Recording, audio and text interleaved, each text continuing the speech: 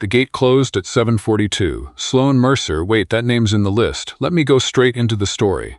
The boarding door closed at 7:42, and Lily Ashford was still standing at the security line, shoes in one hand, laptop bag sliding off her shoulder, watching the TSA officer hold up her carry-on like it contained a small bomb. It did not contain a small bomb. It contained a blender blade she had completely forgotten was in there. "Ma'am, is this yours?" "Yes." She closed her eyes. "Yes, it is. The flight to Chicago, the flight that held her portfolio presentation, her one shot at the Hartwell and Cross account, the meeting her boss had described 3 separate times as make or break, Lily, I mean it, departed without her. She found this out while standing barefoot on a cold airport floor, signing a form agreeing that yes, she understood why a blender blade was a security concern. By the time she got to gate D14, the jetway was closed, and a gate agent named Beverly was looking at her with the particular brand of sympathy reserved for people who had clearly made a terrible morning decision. "Next flight to O'Hare is at noon," Beverly said. It was 7:49 a.m. Lily sat down in a plastic chair and stared at the departures board for a long time. She had 4 hours and 11 minutes to figure out how to tell her boss she'd missed the flight. She opened her phone, typed 3 different versions of the text, deleted all 3. Then she put her phone face down on the seat beside her and watched a family of 5 try to collapse a double stroller in front of gate D12. That's when she heard the crying, not the loud kind, not the tantrum wailing of a tired toddler. This was the small, controlled kind. The kind that comes from a child who's been taught not to make a scene, who's been told big girls don't cry, and who is crying anyway because something is actually wrong. She was sitting against the wall near a charging station, maybe 20 feet away. A little girl, couldn't have been older than 6, knees pulled up to her chest, a small backpack shaped like a ladybug pressed against her side. She had dark braids and a pink jacket with a broken zipper, and she was looking at the crowd moving past her with the expression of someone who had been looking at it for too long. Lily didn't think about it, she just stood up. "Hey," she crouched down to the girl's level. "You okay?" The girl looked at her with enormous brown eyes and shook her head once, very precisely. "Are you lost?" A pause, then a nod. "Okay." Lily sat down on the floor next to her. The carpet was that specific shade of airport gray that looks like it was chosen to hide everything. "What's your name?" "Maisie. Hi, Maisie. I'm Lily." She held out her hand very seriously, and Maisie shook it with 2 fingers. "Where's your grown-up? My daddy was right here." Maisie pointed at the charging station. "He said don't move, but that was a long time ago." Lily looked at the charging station. There was an abandoned coffee cup and a charging cable still plugged into the wall, no phone attached to it. The kind of scene that meant someone had left in a hurry. "How long ago?" Maisie held up 4 fingers, then put one down. 3 minutes? Or maybe more. "I counted to 100 twice, so longer than 3 minutes. Does your daddy have a phone?" "He always has his phone. But I don't know the number." Maisie said this the way children say things that are true and slightly devastating. "I'm supposed to memorize it, but I keep forgetting after the 7. Lily looked around the gate area. Travelers with headphones, gate agents behind their counter, a cleaning crew moving through with a cart, nobody looking for a child. She pulled out her own phone, the one with 3 unsent texts to her boss still in the drafts, and opened it. "Okay, here's what we're going to do. We're going to go tell the gate agent so they can make an announcement. Can you stand up?" Maisie stood up immediately, which suggested she'd been waiting for someone to give her a plan. The gate agent at D12, a young man with the name tag Carlos, took the situation with impressive calm. Within 2 minutes, there was an announcement echoing through Terminal D. "Attention passengers, a young girl named Maisie is waiting at gate D12 with a gate agent. Her father is asked to please come to gate D12 immediately." Then they waited. Lily stayed. She wasn't sure why exactly. Carlos had it handled. There was technically nothing else for her to do. But Maisie had sat down in the chair next to her and tucked her hand into Lily's, just lightly, the way kids do when they've decided you're safe and it seemed wrong to leave. So she stayed. They talked about important things. Maisie's favorite color was the kind of green that frogs are, which Lily agreed was the best kind of green. Maisie had a loose tooth. Maisie thought airports were boring except for the moving sidewalks, which she called magic flat escalators. Maisie's daddy was taking her to visit Grandma, who had a cat named Butterscotch, who was very fat and very mean and who Maisie loved deeply. "Does Butterscotch like you?" Lily asked. "She tolerates me," Maisie said, in a tone that suggested she had heard this phrase somewhere and adopted it fully. Lily laughed, actually laughed, which she hadn't expected to do this morning. It was 15 minutes before a man came running toward gate D12 with the expression of someone whose entire cardiovascular system had briefly stopped. He was tall, that was the first thing. Tall and slightly disheveled in the way of someone who was normally very put together and had recently stopped being so. His shirt was untucked on one side. He had a laptop bag over one shoulder, a phone in his hand, and the look of a person who had been making calls while simultaneously scanning every face in a crowded airport terminal. Maisie, his voice cracked on the word. Maisie launched herself off the chair like a very small missile. He caught her and held on, and for a moment he just stood there with his eyes closed, his daughter wrapped around his neck, breathing. It was the kind of relief that's almost painful to witness, too private, too real for an airport gate. Lily looked away. When she looked back, he was crouched down, hands on Maisie's shoulders, doing the thing parents do where they check that every part of their child is still intact. "Are you okay? Did you stay right here like I said?" "I stayed right here," Maisie said solemnly. And then Lily came. He looked up. He had gray eyes. That was something Lily noticed and then immediately told herself was not a relevant observation. "She stayed with me," Maisie added, with the air of someone providing crucial testimony.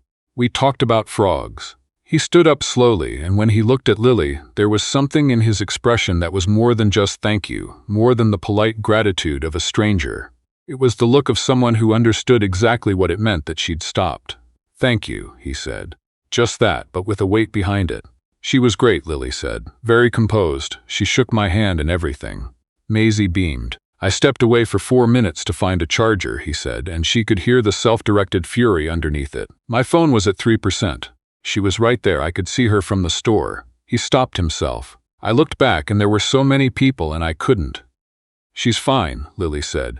She knew to stay still and she wasn't panicking. "You've taught her well," he exhaled, ran a hand through his hair.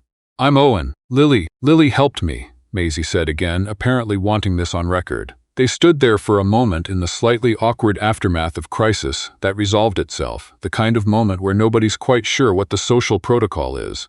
Lily became aware that she was still holding her laptop bag, that she still had 4 hours until her noon flight, that her boss still hadn't been texted. "Well," she said, "I'm glad she's okay. You two have a safe flight." She smiled and turned to go back to her gate. She had walked maybe 8 steps when she heard Maisie say at full volume, "Daddy, she looks sad." Lily stopped. She wasn't sure why. "Maisie," Owen said quietly. "She was sad before, when she was sitting by herself. I saw her before I even cried." Lily turned around. Maisie was looking at her with that frank, uncurated honesty that 6-year-olds have and the rest of us spend 30 years trying to perform. "I missed my flight," Lily admitted to a 6-year-old in an airport. "I had a really important meeting and now I'm going to be late and my boss is going to be very disappointed." Maisie considered this gravely. "Is the meeting about work?" "Yes, my daddy does meetings about work. He says they're never as important as they feel." There was a brief silence. Owen pressed his hand over his mouth. His shoulders were shaking slightly. "That's very wise," Lily said. "You could come on our plane," Maisie offered. "We're going to Chicago. I'm actually going to Chicago too." Maisie's eyes went wide with the delight of someone who has just witnessed a miracle. Daddy, she's going to Chicago. I heard, bug. That's a sign." Maisie said this with total certainty. "Miss Peters says when things line up like that it's a sign. Miss Peters is your teacher?" "She's very smart." Maisie nodded. "What's your last name, Lily?" "Ashford." Maisie turned to her father. "Lily Ashford. Remember that." Owen met Lily's eyes over his daughter's head. There was something there. Amusement, and something warmer, and a kind of helplessness that comes from being thoroughly managed by a small person you love completely. "I'll remember," he said, and he was looking at Lily when he said it. She didn't end up on their flight. The noon flight left on schedule, and Lily spent the 2 hours to a hair catching up on emails, rewriting the first 3 slides of her presentation and not thinking about gray eyes. She was largely successful at 2 of these things. The Hartwell and Cross meeting had been moved to 3 p.m. by the time she landed, which meant she wasn't late after all, which meant her boss's 3 texts of increasing concern could be answered with a breezy all sorted that was only slightly dishonest. She took a cab from O'Hare, changed in the building bathroom, and walked into the Hartwell and Cross conference room at 2:58 p.m. looking like someone who had been in control of her morning the entire time. The presentation went well. Not perfectly. She stumbled on the Q3 projection slide, and one of the clients asked a question she had to promise to follow up on. But well enough that her boss, Carol, touched her arm on the way out and said, "Good work," in the tone that meant she meant it. Lily ate dinner alone at a hotel restaurant, reviewed her notes for the morning, and went to bed at 10. It was a fine day, really, just not the day she'd planned.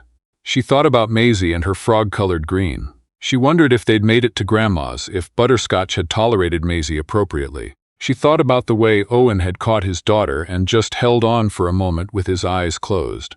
She fell asleep thinking about none of it, she told herself. The follow-up question from Hartwell and Cross required an in-person meeting, which required another Chicago trip, which required Lily to be at the airport at 6:30 on a Tuesday morning 3 weeks later. She remembered to check her bag for blender blades. The security line was fast. She had 45 minutes before boarding, which she spent at a coffee stand near her gate, reviewing the Q3 materials she should have reviewed 3 weeks ago. The coffee was too hot and the chair was too low and the lighting was that particular airport fluorescence that makes everyone look like they've recently received bad news. She was on her second read-through of the margin analysis when someone sat down in the chair across from her. Lily Ashford. She looked up. Owen was looking at her with an expression that was caught somewhere between disbelief and something she couldn't quite name. He was in a suit this time, navy blue, a little more put together than the last occasion she'd seen him, though his tie was loosened in a way that suggested the morning had required some effort.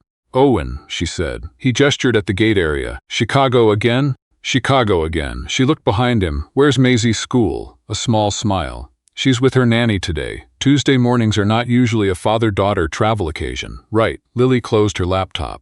"How was Grandma's?" Butterscotch bit Maisie on the ankles twice, and she came home declaring it the best trip of her life.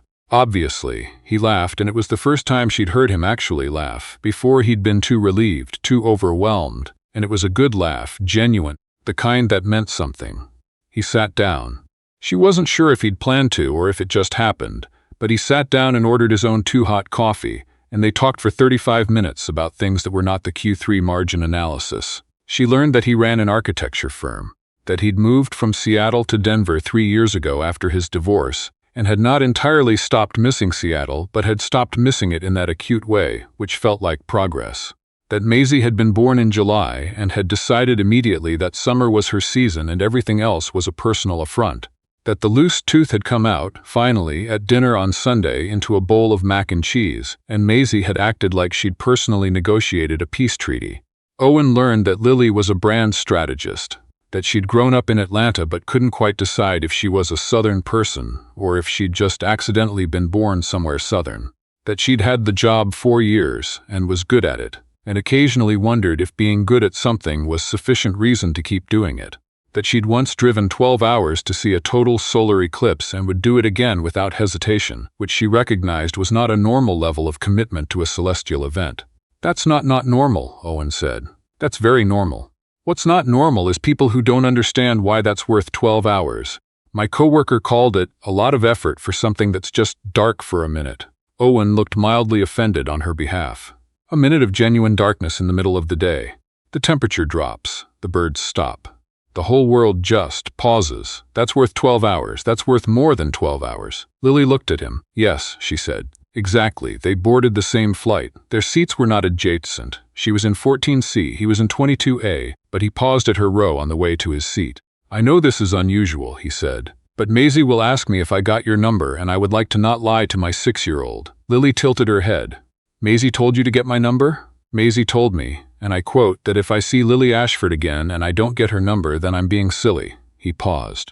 "I'm paraphrasing slightly. What's the unparaphrased version?" The word she actually used was dumb. Lily took his phone and typed in her number and handed it back. "Tell her I said hi. She'll be unreasonably pleased about this." He went to 22A. Lily put her earbuds in and looked out the window and smiled at the cloud cover in a way that was not connected to anything in particular. He texted that evening. "Maisie says hi back and also wants to know if frogs are your favorite animal or just your favorite color." Lily was in her hotel room, shoes off, room service on the way, and she read the text twice before she responded. "Frogs are my favorite color. Otters are my favorite animal. Please advise Maisie accordingly." The response came fast. "She says otters are also acceptable and that you have good taste." Her words. How does a 6-year-old know about otters? There was a phase, a very long phase. We do not speak of the otter phase in terms of duration. Lily laughed out loud in her hotel room, alone, and then sat there for a moment feeling something she'd have difficulty naming. Not happiness exactly, something quieter. The feeling of something clicking into place that she hadn't known was loose. They texted most of that week. Nothing enormous, small things, the kind of texts that don't seem like anything and mean everything. He sent her a photo of Maisie's tooth-gap smile on Wednesday. She sent him a photo of an extremely fat pigeon she'd seen outside her office on Thursday, and he responded within seconds with "Is that butterscotch" in her city form, which made her laugh again. He called her on Friday evening, which was unexpected, and they talked for an hour and 20 minutes about nothing in particular, and somehow she felt more present during that conversation than she had all week. He was funny, which she'd suspected. He was also quietly, carefully attentive, the kind of person who remembered things. On Saturday he texted, "Did the follow-up question ever get answered to Hartwell and Cross's satisfaction?" She'd mentioned that once, 3 weeks ago, in an airport. "Yes," she wrote back, "they actually expanded the scope of the project. That's what happens when you do good work. Or when you miss your first flight and spend the delay rewriting your opening slides." There was a pause. Then, "So I should thank the blender blade." Technically, yes. She could almost hear him laughing. He asked her to dinner 3 weeks after that. Not a text, he called, which she'd noticed he preferred when something mattered. And he asked if she wanted to have dinner on Friday, if she was in Denver, which she was not. But she had a project in Denver the following Thursday and could stay through the weekend, which felt like a decision being made in real time. "Is Maisie coming?" she asked, half teasing. "Maisie," Owen said, "has already selected what she calls the special occasion restaurant and has opinions about the dessert menu. So yes, she picked the restaurant. She's been planning this since the airport." Lily sat with that for a moment. Since the airport. A 6-year-old who saw something her father hadn't let himself look for yet and decided to do something about it. The loose tooth, the otter phase. The way she'd tucked her hand into Lily's so simply, so completely. "Okay," Lily said. Friday. The restaurant was Italian, which apparently Maisie had chosen because she had decided that tiramisu was the sophisticated dessert and that sophisticated occasions required sophisticated desserts. Lily arrived first and was seated by a hostess who said the Callaway reservation, which made her realize she'd known his first name for 2 months and never thought to learn his last. Callaway. Owen Callaway.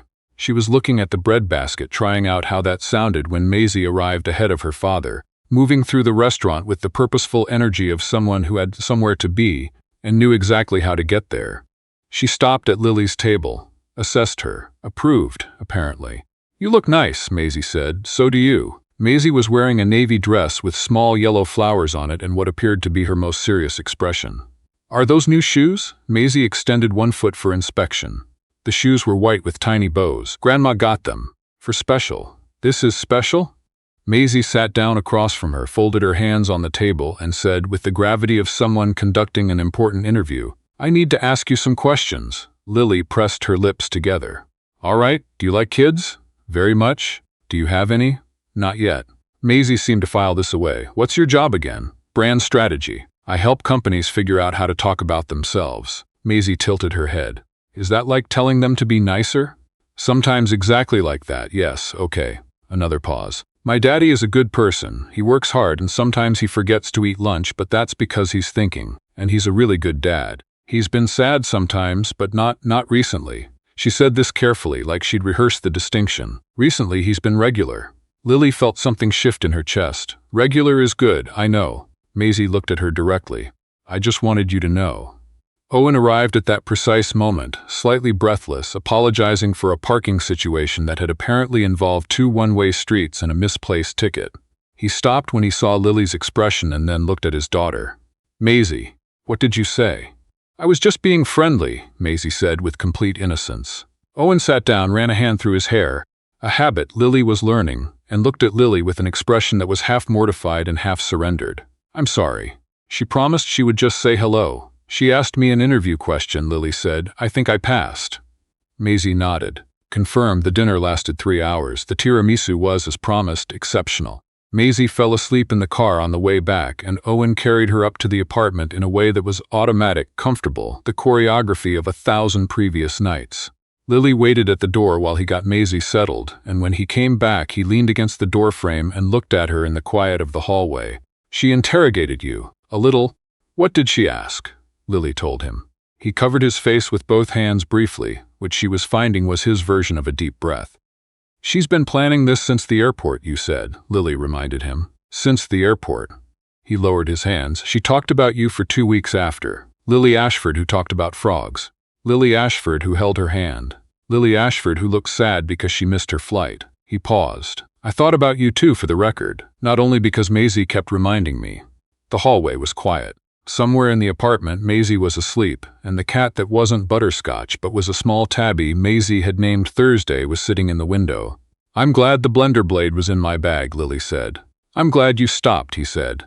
You didn't have to, I know. A lot of people walked past her, I know. He looked at her for a moment. What made you stop? She thought about it. The small, controlled crying. The backpack shaped like a ladybug. The very precise head shake when she'd asked if she was okay. She was trying so hard not to make a scene, Lily said, and I recognized that. I know what it looks like when someone is holding it together and hoping someone will notice anyway. Something moved across Owen's face, something that wasn't quite surprise. Yeah, he said quietly.